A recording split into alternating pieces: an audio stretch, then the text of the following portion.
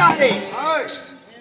காடு மலைகள் எல்லாம் தாண்டி வந்தால் காடு மலைகள் தாண்டி வந்தால் ஆயாசமாக இருக்கிறது. ஆமா, அந்த வனத்தில் பார்த்தால் பெரும் வட்டப்பாறையாக இருக்கிறது. அந்த வட்டப்பாறையில் அமர்ந்து சற்று ஓய்வெடுத்து அதற்கு பிறகு செல்லலாம்.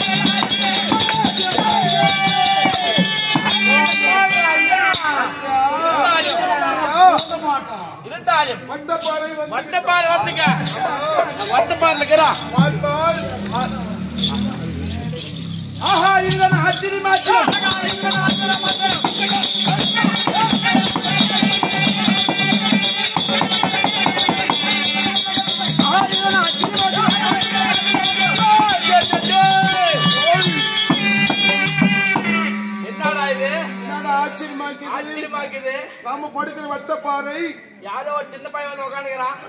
அம்மா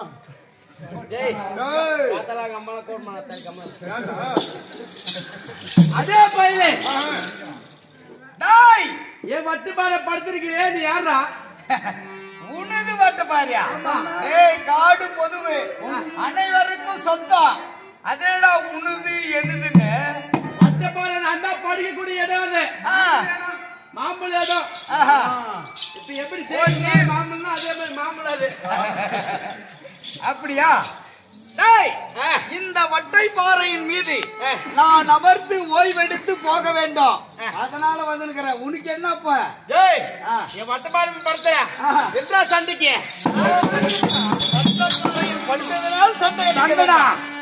உன்னால முடிஞ்சா உன்னை மடிச்சுட்டு அப்புறம் போனோம். வாடா பாக்கலாம். அடிக்கிறேன்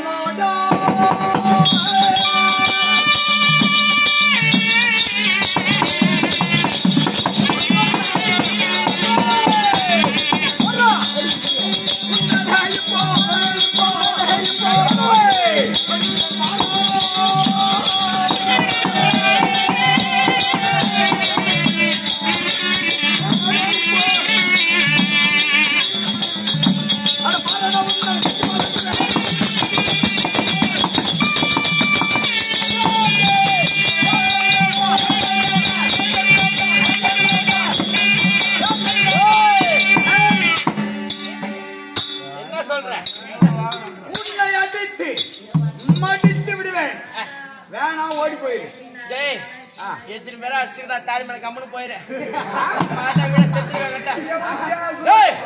சந்தோஷம் திறமையா தட்டா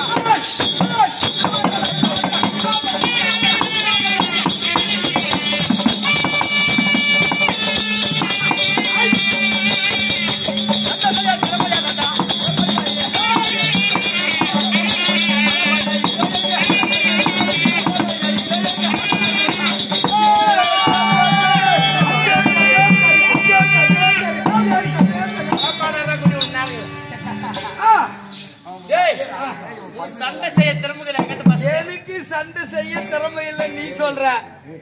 சண்டை அடிச்சு பார்த்தா தெரியும். போய் நம்ம தகுதி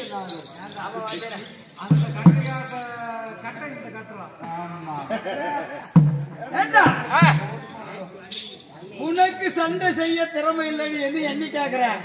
உனக்கு திறமை வந்து என் பட்டுப்பால் மேல படுத்துக்கிறேன். அப்படியா? என்ன பாக்கலாப்பா? வெட்டி ஏறி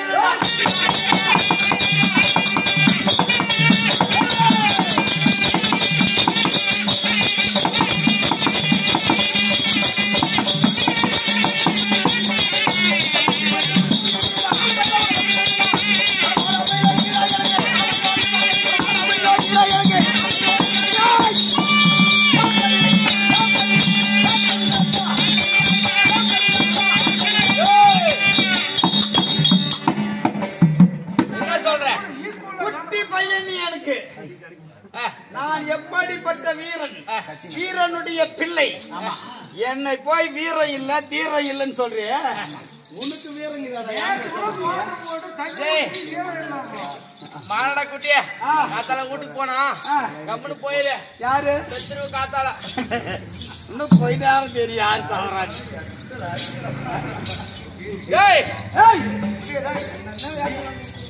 வந்துட்டு வாஜா உனக்கு கேனக்கு போயிரு. நீ குடும்பத்தை நீ என்ன பண்ணுற?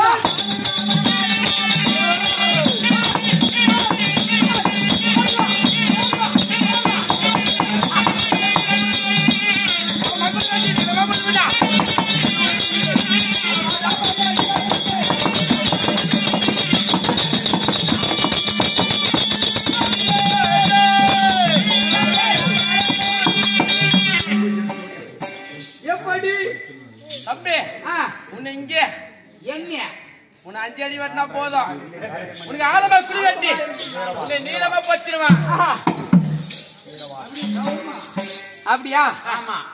டேய் அப்படி இருந்தாலும் அன்று தினத்திலே காலி இடத்தில் மந்திரவாளை வாங்கி வீரவாள் அபிமன்யு என்று பெயர் பெற்றிருக்கேன். அதனால உன்னிடே நான் எப்படிப்பட்டவன் தெரியுமா?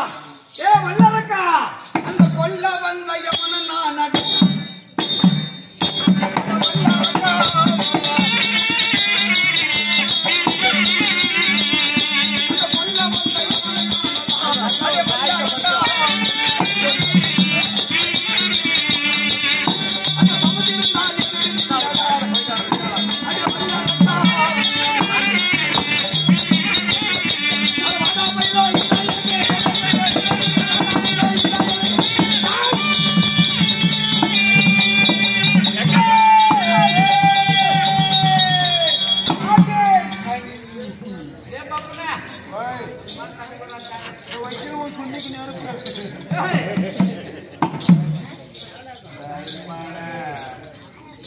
சாரி. ஆமா, அன்னை கொடுத்த வீரவாளால் இந்த வல்லரக்கடை வெட்டி இருக்கிறேன். அந்த புறத்தில் நான் போக வேண்டும் தம்பி. அதனால